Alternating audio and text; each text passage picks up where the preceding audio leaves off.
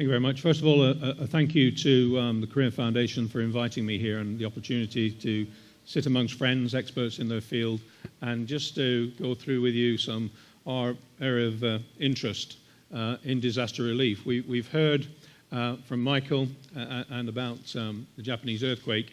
A disaster, by definition, means that everything, the plans you put in place, has been overwhelmed. Even the best prepared nations in the world, they've been overwhelmed. Disaster relief, that's what we do. That's after a disaster. That's what Shelter Box is all about. The clue's in the name, Shelter Box. Probably have the distinction of being the only NGO in the room, non-government organization. We're a charity. We raise funds around the world from private individuals and go about our business. We don't have any institutional or government funding. And Shelter Box started really 11 years ago. Let's see if this works. Commenced in 2000, just check the red dot. Commenced in 2000, 11 years ago. Started with one green box in my garage with a will as an individual to try and make a difference in the world in disaster relief. Since then, we've operated in over 70 countries. These figures are a little bit out of date because we've recently been working in Libya, and at the moment we've got some of our teams working in the Horn of Africa, that dreadful situation unfolding in the Horn of Africa. Assisted in 140 natural and man-made disasters. You will all recognize the distinction. A natural disaster, the earthquake in Japan, the tsunami and so on. Man-made disasters, of course, we're talking about wars and huge movements of refugees around the world which bring their own problems. Sometimes many millions of people moving. In those 10 years, we're very proud to note that we've helped over 1 million people around the world. On the world stage, that's not a lot of people, but from a small organization like Shelter Box, which resides in Cornwall in England as a very small NGO, we're very proud of that. It's probably important to understand where we live in the disaster world. Some of you will have seen this sort of graph in different forms and guises as you go about your business. Where Shelter Box lives is down here. There's the earthquake, there's the tsunami, there's the volcano, there's the tornado, the crisis, whatever it may be. We live in this area here. We're not involved, nor do we want to be, in this timeline here, which can be 5, 10, 15, sometimes 20 years and more. We're not involved in recovery or development. We live down here. Our world is all about preparing for the crisis, making a response in this area here, and somewhere around about relief. Disaster relief. We plug the gaps, hopefully, in a small way, when the big agencies who do wonderful work, we all know of them, the UN, the Red Cross, the UNICEFs and so on, and the national and government organizations. We go in and we plug the gaps that where we can. So please understand when we're talking about Shelter Box, that's the world we live in, not any of this. We're not interested in water, we're not interested in sanitation, we're not interested in child protection, we're not interested in anything other than this first response. In Japan, our team was in Japan within 24 hours. In Haiti, we had people moving within 15 minutes towards Haiti, and we had people and our equipment on the ground within 24 hours in Haiti. The example I give is like the rescue helicopter. We want to go straight away. Our plan is to be there as soon as we can to help the most people we can in their greatest hour of need, when they're climbing out of the dust and the rubble of the disaster or the water of the tsunami. We're not first responders, although my background is search and rescue. We don't want to be administering first aid. We don't want to be dragging dead bodies out of the rubble. But we want to be there so the rescue services, what we call the blue light services, the fire, the paramedics and so on, when they've got them out of the rubble, they have somewhere to put these people. How do we do this? It was decided we have a pre-packed package of disaster relief equipment. Shelter Box, the clue's in the name, shelter. When I started Shelter Box off 11 years ago, I was aware instantly that a lot of great organizations were doing food, a lot of people taking care of water and sanitation and first response and so on. But there was a gap in the system for shelter, and there still is.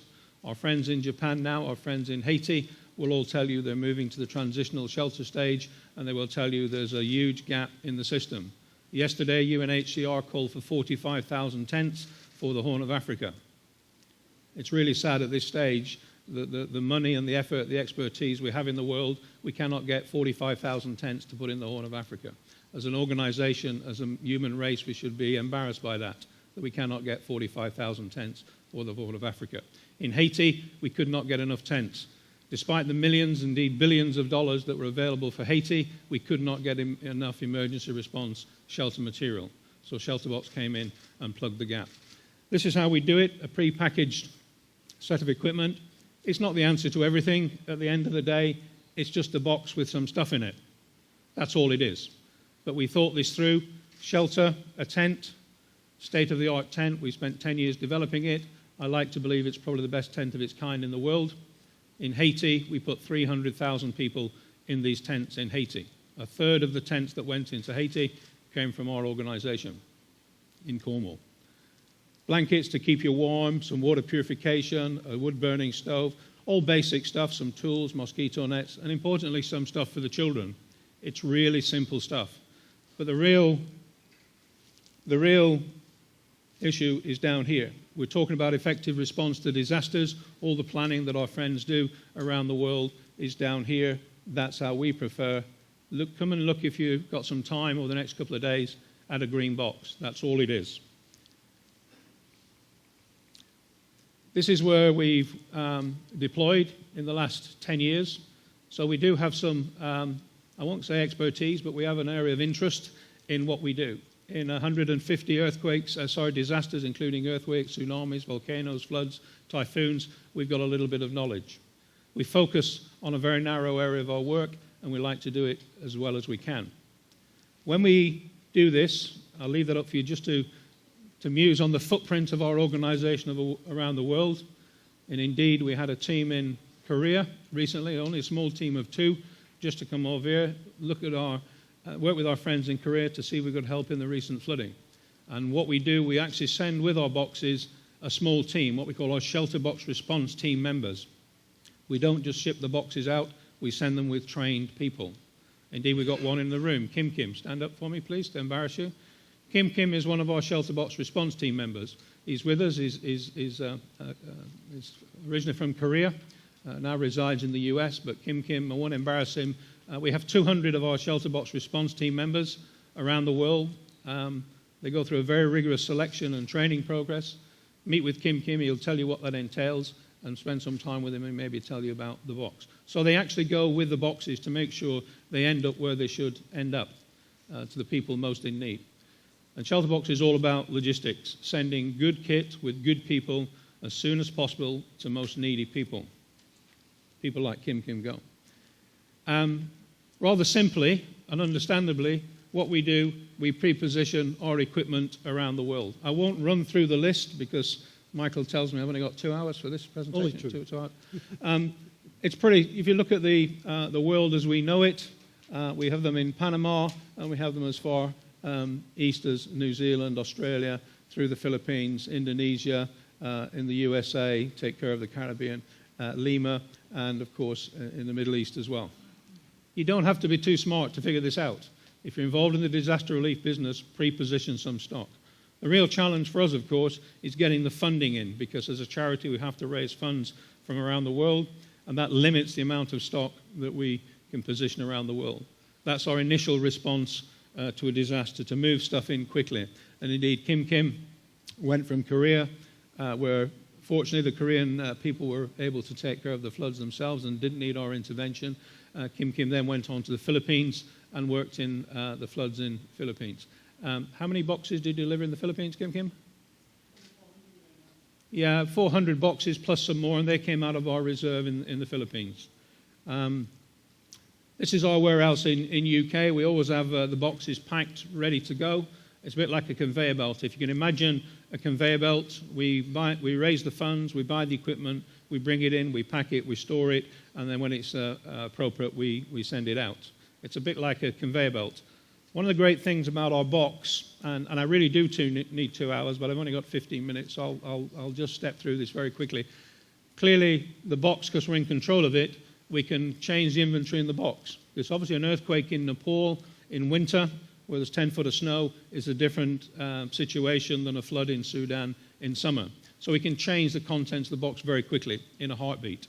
Within minutes, our team will report back, we need more mosquito nets, we don't need the cookers, and so on. So we're very flexible. This is all about logistics and preparation. Why is Shelterbox so successful? And we are successful. At the risk of embarrassing myself, we're successful in what we do because we operate in that very narrow field.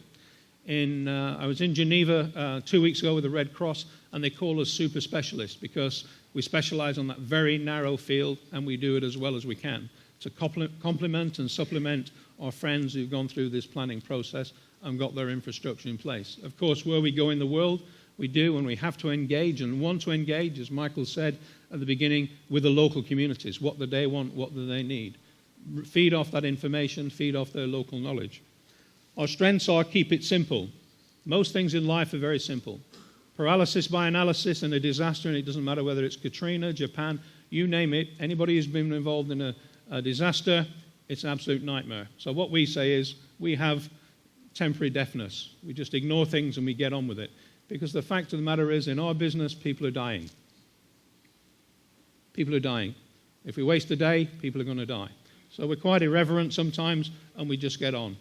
We're not everybody's cup of tea, but we do get the job done, and we make great friends around the world. Keep it simple and do it now. While we're talking about it and thinking about it, a disaster is very complex, particularly at the business end that we're at.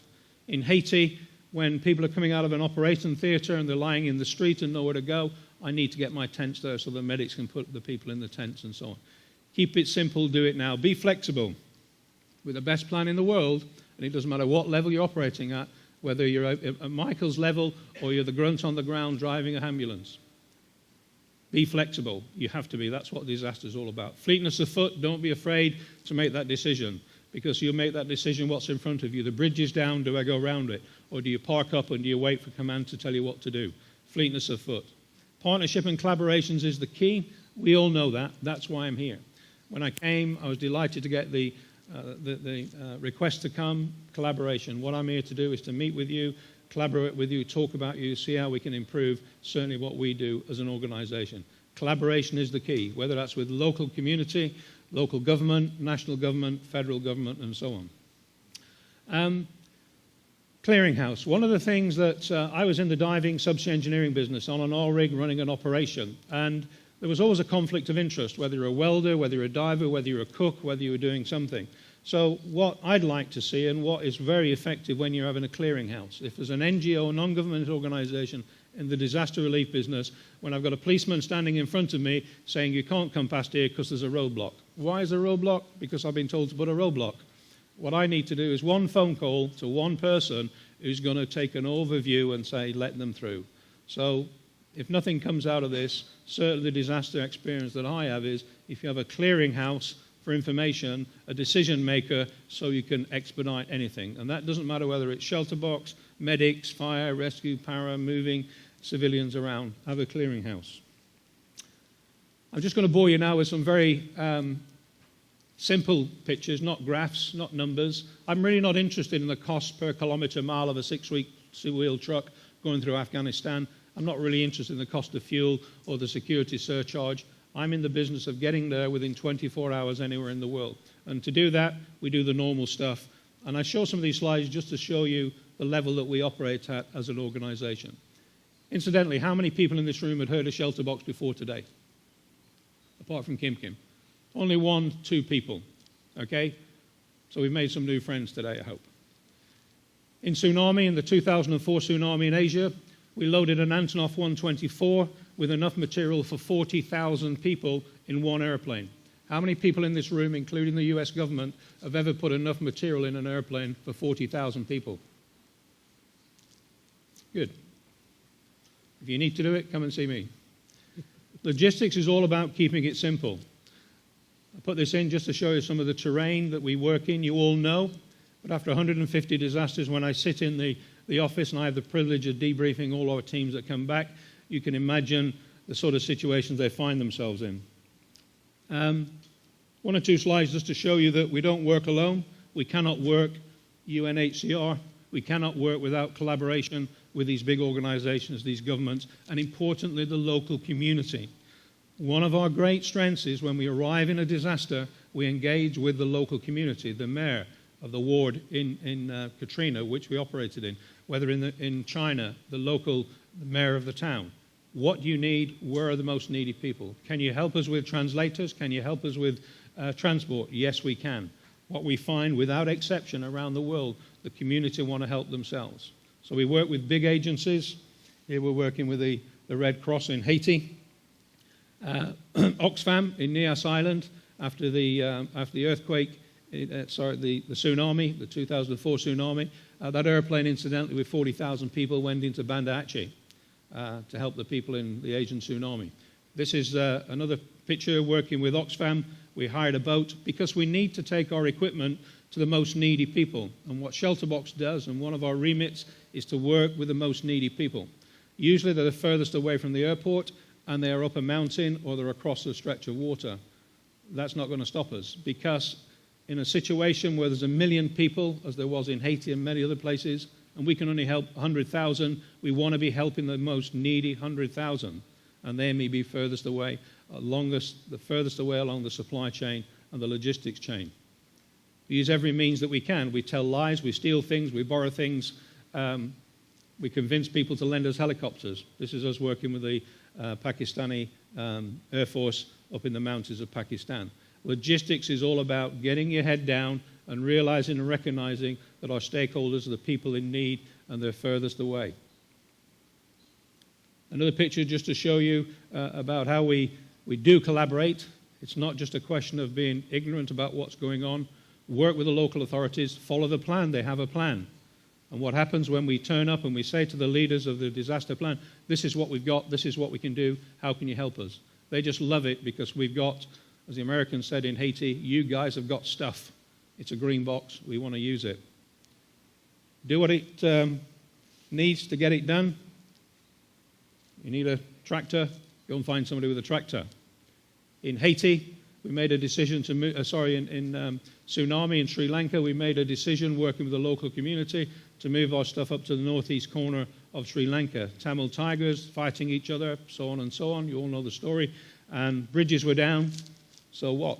You build a raft and you get across and you find the most needy people. Focus, passion, determination.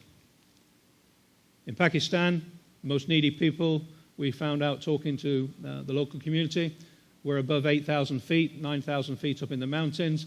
The snow was just about, the monsoon fortunately was a month late up in the mountains, 10 foot of snow forecast. We decided, again working the community, that we'd put our boxes up above 8,000 feet. And just go back one. And that situation there meant that our SRTs, our response teams, had to hire a mule train, make up some special harnesses, and physically walk up the mountain, because there's not enough helicopters, to deliver the boxes to the most needy people. Focus. You know, the Land Rover of the Sahara, whatever you need to do, get it done. In Afghanistan, we're now coming back to what logistics and effective response is all about. It's getting to the people. Michael talked about people in the wards in New Orleans. For us, this may be Afghanistan, it may be Iraq, it may be Sudan, it may be the Philippines recently. In this case, it was that final link in the chain, people carrying our boxes in their wheelbarrow, as they did in China, to go back to their family and their friends and put the shelter, the tent up where they needed it most. People do not want to be in a refugee camp. They do not want to be with 5,000 strangers queuing up for a bowl of brown soup. They want to be with their friends and neighbors in the rubble of their home. They want to be in the street with their friends. And this is them going back to do that. Wild terrain again, some of these people actually take these boxes when we hand them over, 5-10 miles, that final link. Final picture for me, because it says it all. What we try to do at Shelterbox is not lose sight of what we're trying to do. In disaster relief, we're trying to help the individual families, get them in their greatest hour of need, give them, in this case, shelter. Thank you for your time. I'll be around for 2 or 3 days. Be happy to talk to you. Thank you.